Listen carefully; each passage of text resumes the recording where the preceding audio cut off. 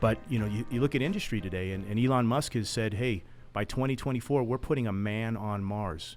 And I use the term man. It could, man, male, female, quite frankly. That's right around the corner. That's really, really soon. I mean, that's the next election, and we're getting ready to have an election here shortly.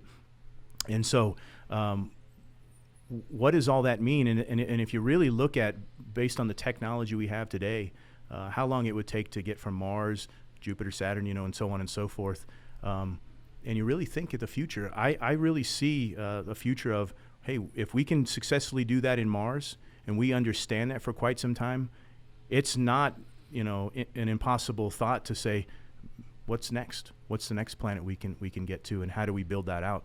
So I get really excited when I come in here. It's really not I have to come to work. It's wow, I get to do this. This is incredible. Since starting this project 2 years ago, I had some beliefs about what was possible and what was impossible, and the impossible column has gotten shorter and shorter.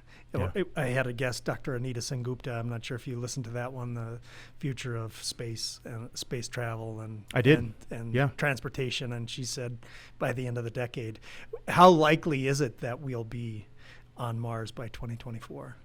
Well, and so I have faith in our leadership, and I know that they're driving hard towards that. I think the caveat to the conversation that I heard from Mr. Elon Musk was that there's a great possibility that the first humans that go there may not survive.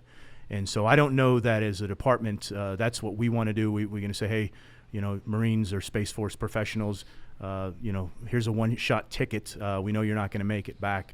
So there's certainly a lot of testing and all of the science we've got to study here to get it to work. But we're on Mars today. We have unmanned platforms on Mars today. So getting there isn't the problem. It's going to be survival, and then not just survival, but how do you live there for a bit of time? What does that do to us? You talk about the bone structure, mental health, all of those things we don't fully understand yet. But I think someone saying by the end of the decade, I would be surprised if we're not.